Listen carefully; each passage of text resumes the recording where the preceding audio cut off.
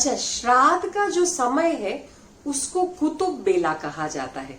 कुतुब बेला यानी मध्याह्न का जो समय है, जनरली 11 से 1, वैसे तो 11 से 12, कई जगह पर कई ब्राह्मण 11:30 से 12:30 भी बोलते हैं कि अगर आप बहुत पर्टिकुलर रहना चाहे तो 11 से 12 के बीच में अगर आपको तर्पण विधि, श्राद्ध विधि, आपको अगर पिंड दान, ये सब कुछ भी करना है श्राद्ध का, तो 11 से 12 का कुतुब काल कहा जाता है।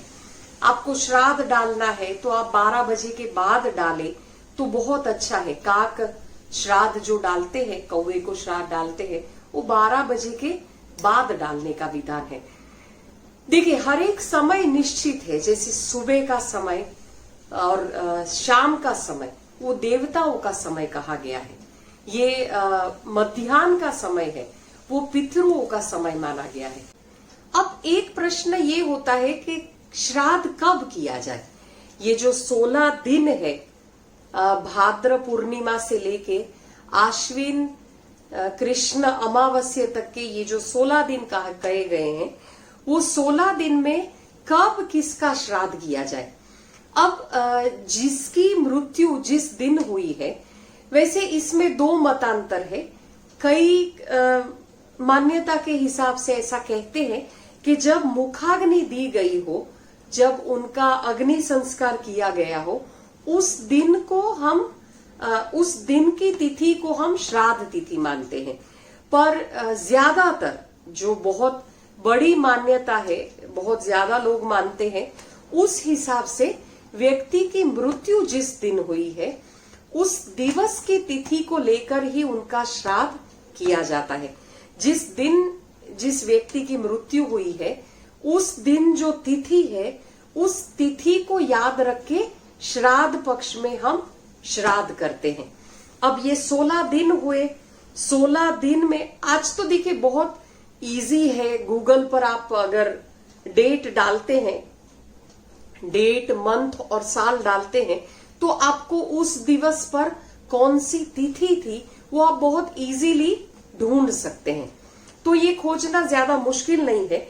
और आपको अगर बिल्कुल दिन ही याद नहीं है, डेट याद नहीं है, कुछ भी याद नहीं है, तो उसका भी सॉल्यूशन है। उसका भी अपने शास्त्रों में उपाय बताया गया है कि अगर तिथि याद नहीं है, दिन याद नहीं है, तो कैसे उनका श्राद्ध किया जाए। तो हम हर एक दिन का समझ लेते हैं कि कौन सी तिथि के दिन श्राद्ध पक्ष में किसका श्राद्ध किया जाएगा। अब सबसे पहला है भाद्र पक्ष शुक्ल पूर्णिमा के दिन जिनका देहांत हुआ हो, पूर्णिमासी के दिन, उनका या तो हम अमावस्या के दिन उनका श्राद्ध करें या आप पूर्णिमासी के दिन ही उनका श्राद्ध कर लीजिए। ये 2 ऑप्शन है। या तो आप भाद्र शुक्ल पूर्णिमा के दिन श्राद्ध करिए, या तो ज्यादातर अश्विन कृष्ण अमावस्या के दिन ही उनका श्राद्ध करते हैं, किया जाता है। अब प्रतिपदा का श्राद्ध यानी एकम का श्राद्ध, जो पहली तिथि है श्राद्ध की। अब प्रतिपदा को जिसकी मृत्यु हुई है, एकम को जिसकी मृत्यु हुई है, उनका श्राद्ध इस दिन किया जाता है। एक तो ये हुआ। दूसरा है नाना नानी का श्राद्ध।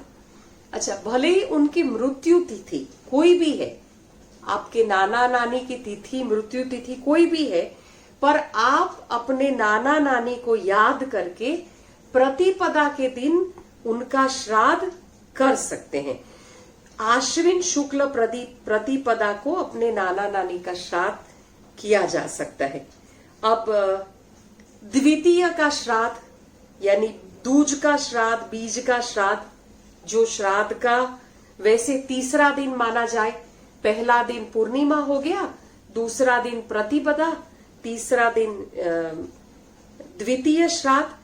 जिनका देहांत द्वितीय तिथि को हुआ है, यानी दूज को हुआ है, बीज के दिन हुआ है, उन सारे लोगों का श्राद्ध द्वितीय तिथि को होता है। अब तीसरा श्राद्ध, द्वितीय श्राद्ध, तीसरा श्राद्ध भी जिनका देहांत तीसरी तिथि को हुआ है यानी तृतीया को हुआ है, उनका श्राद्ध तृतीया को होगा तिथि के हिसाब से। अब चतुर्थी का श्राद्ध, चतुर्थी का श्राद्ध भी जिनका देहांत चतुर्थी को हुआ है उनका देहांत तिथि के हिसाब से चतुर्थी का श्राद्ध होगा। अब पंचमी का श्राद्ध, पंचमी का श्राद्ध इंपॉर्टेंट है। जो अविवाहित है, अविवाहित का मृत्यु होता है तो अविवाहितों की मृत्यु के बाद उनकी तिथि ये पंचमी तिथि मानी जाती है। जिनका देहांत पंचमी तिथि को हुआ है उनका भी श्राद्ध पंचमी तिथि के दिन होता है, या जिनकी मृत्यु अविवाहित स्थिति में हुई है उन लोगों का श्राद्ध पंचमी तिथि को होता है। ठीक है, यानी ये जो तिथि है पंचमी तिथि, उनको कुंवारा पंचमी भी, कुंवारा पंचमी श्राद्ध भी कहा जाता है इस दिवस के श्राद्ध को। अब बात हो रही है षष्ठी श्राद्ध की। श्राद्ध का जिनका भी षष्ठी के दिन देहांत हुआ है उनका श्राद्ध षष्ठी के दिन होता है, ये तो क्लियर है। सप्तमी के दिन, सप्तमी का भी सेम है, जिनकी तिथि सप्तमी की है उनका श्राद्ध सप्तमी के दिवस पर होता है। अष्टमी का श्राद्ध जिनका भी जिस महीने की, अच्छा कृष्ण पक्ष में हो या शुक्ल पक्ष में हो, कोई भी पक्ष में उनकी मृत्यु हुई हो तो अष्टमी के दिन अगर किसी की मृत्यु होती है तो उनका श्राद्ध अष्टमी का होता है। अब नवमी का श्राद्ध, नवमी का श्राद्ध भी इंपॉर्टेंट कहा जाता है। जो भी सुहागन स्त्री, सुहागन स्त्री यानी उनकी पति की उपस्थिति में अगर स्त्री का देहांत होता है, उस परिस्थिति में उनकी तिथि ये नवमी तिथि कही जाती है। ये समझना बहुत जरूरी है। जैसे कोई विवाहित स्त्री है, उनके पति है पर उनकी मृत्यु हो जाती है, उनकी मृत्यु भले ही कोई भी तिथि पर हुई हो पर उनका श्राद्ध होता है नवमी के दिन, नवमी का श्राद्ध कहा जाता है। अच्छा, वैसे एक मान्यता के हिसाब से ये भी कहते हैं कि सारे अपनी मातृ का श्राद्ध, अपनी माता का श्राद्ध, परिवार में जो कोई भी स्त्रियां हैं उन सब का श्राद्ध नवमी के दिन किया जाता है। इसीलिए इस तिथि को मातृ नवमी भी कहा जाता है। मातृ का श्राद्ध भी इस दिवस को कहा जाता है, नवमी के श्राद्ध को। अच्छा, ये समझना जरूरी है, सुहागन स्त्री अगर पति के रहते तो ही तो उसको सुहागन कहेंगे। पति के रहते हुए उनकी मृत्यु हुई है तो उनका श्राद्ध नवमी का होगा। दसवीं तिथि, दसवीं का श्राद्ध जिनकी भी मृत्यु दसवीं तिथि को हुई है उनका श्राद्ध दसवीं के दिन होगा।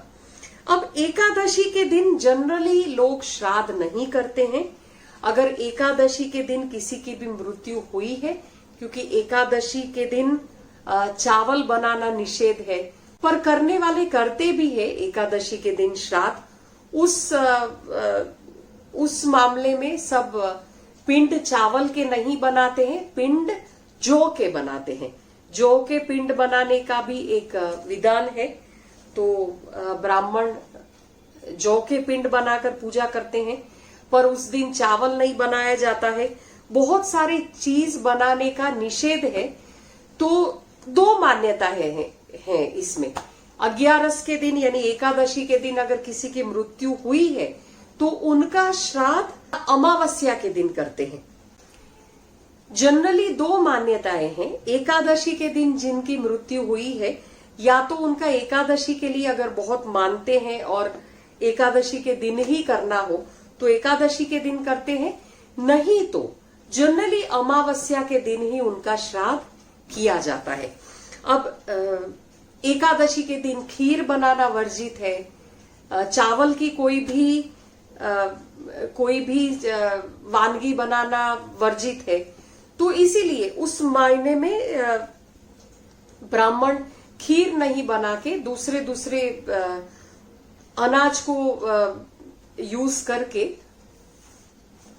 जौ के पिंड बनाकर करते हैं। ये एकादशी का श्राद्ध हुआ। एकादशी के दिन श्राद्ध कोई करते हैं, कोई नहीं करते हैं, पर जनरली भगवान विष्णु का ये दिन माना जाता है। तो उस दिन आपकी जो मान्यता है उस हिसाब से आप कर सकते हैं। फिर द्वादशी का श्राद्ध। द्वादशी का श्राद्ध जो साधु सन्यासी है, जिन्होंने सन्यास लिया हुआ है, उनकी अगर मृत्यु होती है तो उनका श्राद्ध द्वादशी का होता है। फिर त्रयोदशी का श्राद्ध। त्रयोदशी के श्राद्ध जो है, त्रयोदशी का श्राद्ध वो मृत बच्चियों के लिए, छोटे बच्चे अगर मरते हैं, वैसे एक मान्यता के हिसाब से बच्चों का श्राद्ध नहीं किया जाता है, पर अगर श्राद्ध आप करना चाहते हैं तो त्रयोदशी के दिन करते हैं या फिर अमावस्या के दिन किया जाता है। अलग अलग विधान है, इसमें आप अपनी मान्यता के हिसाब से कर सकते हैं।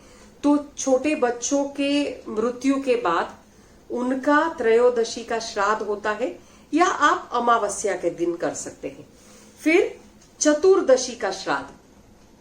चतुर्दशी का जो श्राद्ध है, चौदश का श्राद्ध जिसको कहते हैं, चतुर्दशी का श्राद्ध अकाल मृत्यु जिनकी हुई है, या किसी भी प्रकार की आकस्मिक दुर्घटना से मृत्यु हुई है, महामारी से मृत्यु हुई है, या हत्या हुई है, आत्महत्या की है, या किसी भी प्रकार की, जो जिसको बोलते हैं ना, किसी भी प्रकार की अस्वाभाविक घटना से उनकी अगर मृत्यु हुई है, स्वाभाविक मृत्यु नहीं है, उस परिस्थिति में उनका श्राद्ध चतुर्दशी के दिन किया जाता है। ये आप जरूर समझिएगा। अच्छा, उनकी मृत्यु किसी भी तिथि को हुई हो, पर ऐसे लोगों की मृत्यु तिथि कोई भी हो, पर केवल चतुर्दशी के दिन ही उनका श्राद्ध किया जाता है। अच्छा, चतुर्दशी के दिन भी कर सकते हैं। अच्छा, दूसरा एक ये है कि अगर चतुर्दशी को जिनकी मृत्यु हुई है, उनका नॉर्मली ऐसा कहते हैं कि उनका श्राद्ध भी अमावस्या के दिन ही किया जाता है। तो अगर मोटा मोटा ऐसा माना जाए कि एकादशी के बाद, एकादशी, द्वादशी, त्रयोदशी और चतुर्दशी, उन दिनों में अगर नॉर्मल किसी की मृत्यु हुई है, ये 4 तिथियों में, तो उन सबका श्राद्ध अमावस्या के दिन ही करने का विधान कहा गया है। अब अमावस्या जो है, आप मानिए अगर आप श्राद्ध बिल्कुल नहीं करते हैं, आप श्राद्ध करने में भी नहीं मानते हैं, आपको किसी परिवारजन की तिथि याद नहीं है, आपको अगर दिन का भी स्मरण नहीं है, कुछ भी नहीं है, पर फिर भी अगर आप श्राद्ध करना चाहते हैं तो उसके लिए भी हमारे शास्त्रों में विधान है। देखिए, हमारे शास्त्र में हर एक चीज का सॉल्यूशन दिया गया है, हर एक चीज का उपाय क्या कहा गया है। सिर्फ बात एक ही है, हमारी श्रद्धा होनी चाहिए और हमारा भाव होना चाहिए। अगर भाव है तो हर एक वस्तु का उपाय भी दिया हुआ है। तो अगर आपको किसी परिवारजन का तिथि नहीं पता है, दिन नहीं पता है, कुछ भी नहीं पता है, तो ये जो अमावस्या है, आश्विन मास की कृष्ण पक्ष की अमावस्या, जो श्राद्ध का आखिरी दिन कहा गया है, उसको सर्व पितृ श्राद्ध भी कहा जाता है। अब इस दिवस पर जिनकी मृत्यु अमावस्या तिथि की है उनका श्राद्ध, जिनकी मृत्यु पूर्णिमा की तिथि है उनका भी श्राद्ध कर सकते हैं, जिनकी सामान्य मृत्यु चतुर्दशी तिथि की हुई है, आकस्मिक मृत्यु नहीं हुई है, ऐसे सारे लोगों का श्राद्ध आप अमावस्या के दिन कर सकते हैं। जिनकी मृत्यु तिथि आपको ज्ञात नहीं है, उनका भी श्राद्ध आप अमावस्या के दिन कर सकते हैं। परिवारजनों की अगर तिथि नहीं याद है, आप अमावस्या के दिन उनको याद करके, स्मरण करके आप उनका श्राद्ध कर सकते हैं। तो ये सारे तिथि के हिसाब से हमने बात की, किस तिथि पर किनका श्राद्ध होता है। तो आप जरूर करिए, श्राद्ध करना बहुत जरूरी है हमारे पितरों के लिए भी और हमारे जीवन की प्रगति के लिए भी। हम जैसे अपने बच्चों को देखकर खुश होते हैं, वैसे हमारे पितृ भी इन दिनों पर हमारे पास आकर, हम जब उनको स्मरण करते हैं तब हमारे पास आकर हमारे पितृ भी ऐसे ही खुश होते हैं। लोका समस्ता सुखिनो भवन्तु। मेरी चैनल को जरूर सब्सक्राइब करिए और बेल आइकन को जरूर प्रेस करिए ताकि सारे नोटिफिकेशन आपको मिले।